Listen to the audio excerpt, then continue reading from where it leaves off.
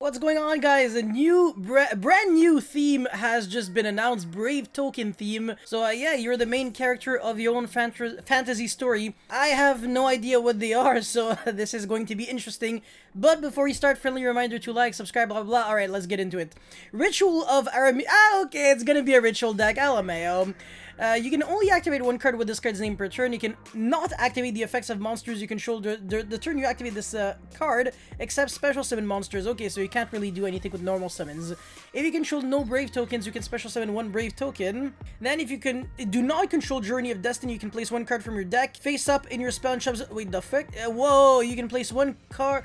You can place one from your deck face up in your... Oh, okay, Journey of Destiny. Okay. So we don't know what that card is. Okay, sure. Magicite, Warrior of the Ruins, level 4 warrior effect. Jesus, level 4 with 2300 probably has like a negative effect. You can only use the first and third effect of this card once per turn. If you control a Brave token, you can special summon this card. Cannot attack if you control no Brave tokens. Alright. If your monster that specifically lists Brave token in its text battles, at the end of the battle phase, you can set one spell or trap that specifically lists Brave token in its text from your deck to your spell and trap zone.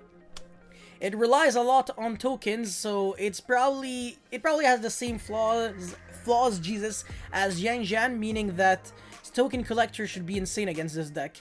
Alright, Wandering Griffin Rider, level 7 winged beast, so maybe playable in Flunderies. You can only use blah blah. During the main phase, if you control no monsters, or if you control Brave token, quick effect, you can special summon this card from your hand. Okay, never mind. When a card or effect is activated and you control Brave token, you can shuffle this card into the deck. And oh, that's actually pretty good. Oh wow. Alright, not too bad actually. You can play through hand traps maybe with this card, or through other form of interruptions, but so far we only have like 2 main deck monsters, so it's actually not a lot. Journey of Destiny, you can only use the first and second effect of this card's name once per turn. During your main phase, you can add one card that specifically lists Brave token. Oh wow, okay, from its text, from your deck to your hand, then send one card from your hand to the grave. Otherwise I would be like, wow, free +1 every single turn. This is like Cursed Outland 2.0, but no. If a monster is normal or special, you can add to your hand or equip to one Brave token, one equip spell that specifically lists Brave token and its text from your deck. The first time your monster equipped with an equip card would be destroyed by battle each turn, it is not destroyed. Yeah, I mean, sure, but how good are the equips? Noble Arms of Light, Noble Arms, oh wow, okay, sheesh, oh wow, okay. Equip only to a monster you control. Okay, that's not a relevant effect. The equipped monster gains 500 attack for each card you control with different names. But really? If this card is sent to the grave, you can target one. Wow, this card is so weak. No way, this card will not see play at all. Oh my god, it's so bad. You can only control. Okay, this is Starlit Papillon. Monsters your opponent control. What? Really? This is like the exact same thing, but instead of your monster gains 500 attack for each monster, it's like your opponent monsters lose 500 attack for each card. Oh, this is so bad. No way, this is actually really bad. Like, United We Stand is arguably a better card than both of these cards, and the card was printed like more than 15 years ago. This is actually insane. Wow. Draco Bag the Dragon Steed. Equip only to a monster you control. Well, this card is equipped to a non-effect. You can target one card your opponent controls, return it to the hand. Okay, wow, that's actually kind of nice, but it has to be equipped to a non-effect. That's not really good. If this card is sent to the grave, you can target one Brave token, blah blah, equip with this card. Yeah, I mean, sure. Like, yeah, if Link Cross was still a thing, people might be playing this in the Infernoble deck, but nah. Yeah, sure, I'm trying too hard to, like, think of generic applications for these cards, but even on it, like, in its own deck, remember that these cards are not +1s, and equip spells are, unarguably the worst cards in Yu-Gi-Oh! Like, hands down garbage. Equip spells just historically have been really bad outside of like 5. Premature Burial, Snatch Steal, Heritage of whatever, Symbol of Heritage, and I know there's more, but not a lot of really broken equip spells. And yeah, I mean, the majority of the time when we get broken spells, they're like normal spells.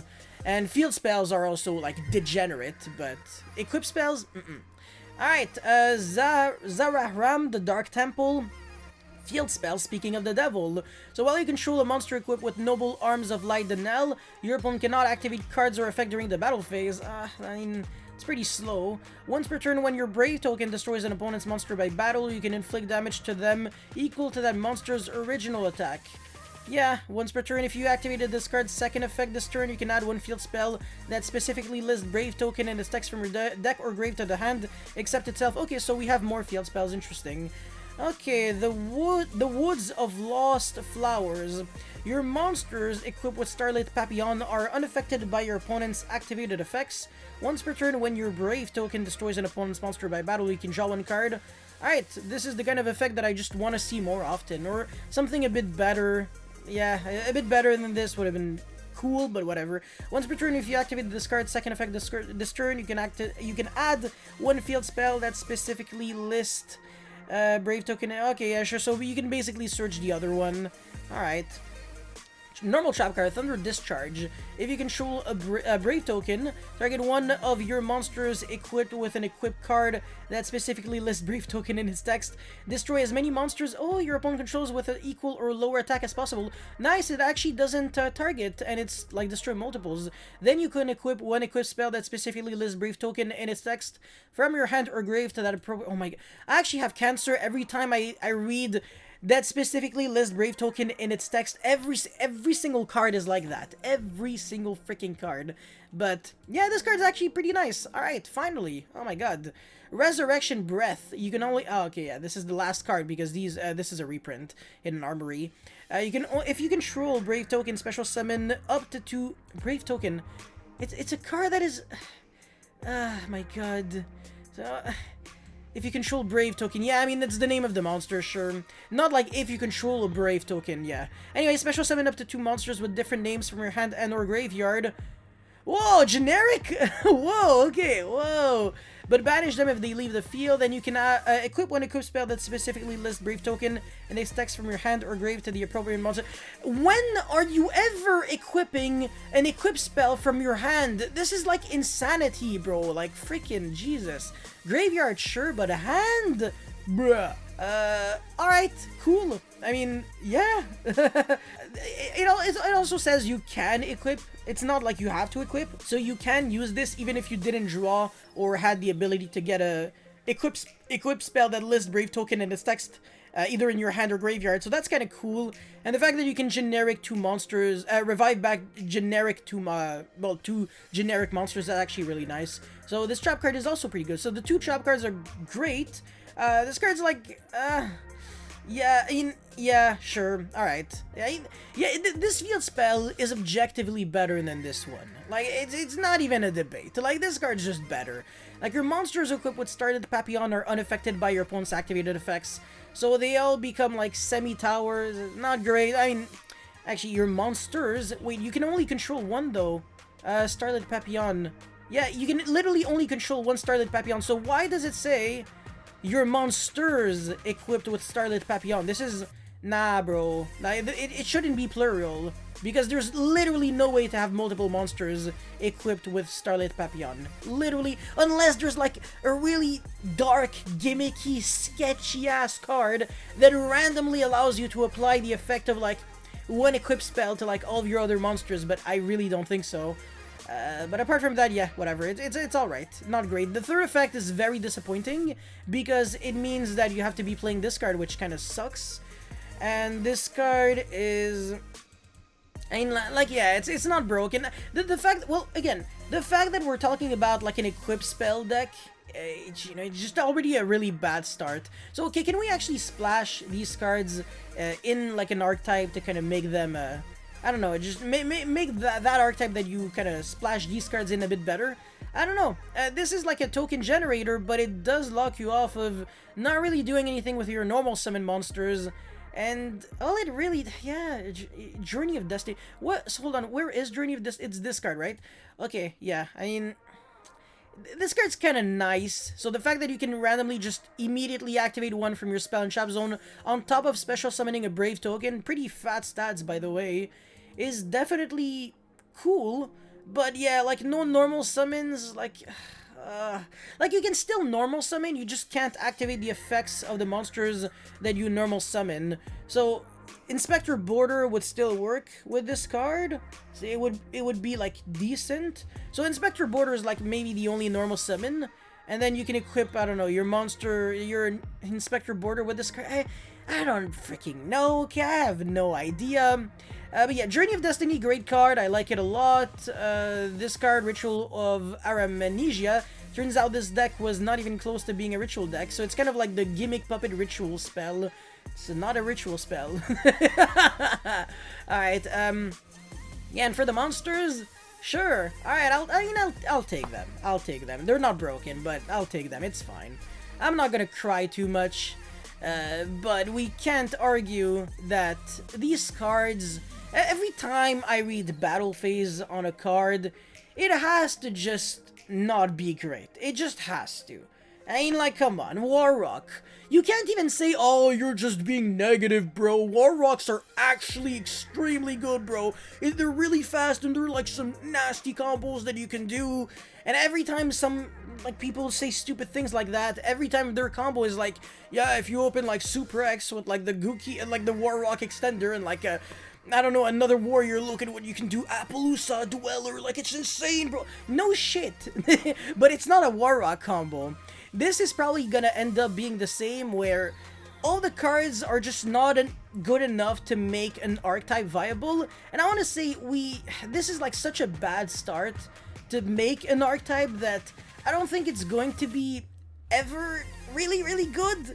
I think Subterror, people kind of said the same thing, how at the very beginning of Subterror, literally every single card was ass cheeks outside very specifically of Hidden City.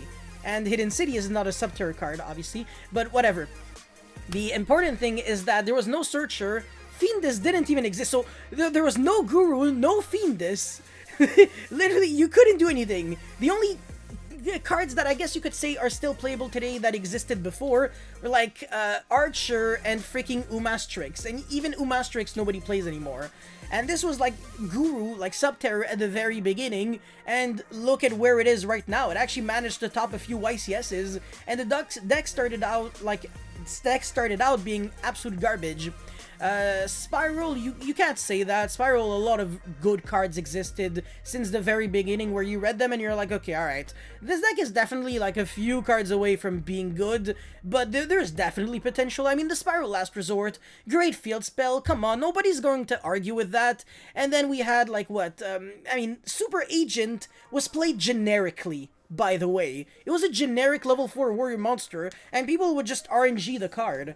It's that simple. It's literally just, it's not even a strategy, it's just like, shit, you're playing 60 card, reveal monster, oh shit, the card that you excavated was lawn mowing, okay, okay, I'm probably gonna die next turn, yeah, pass, yeah, okay. Or you would just be lucky and get it right and then make a rank 4, but yeah, I actually played against someone who used Super Agent in a 60 card, what was it again?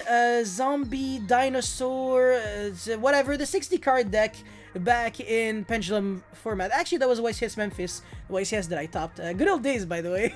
Really miss formats like the... actually, it's not like...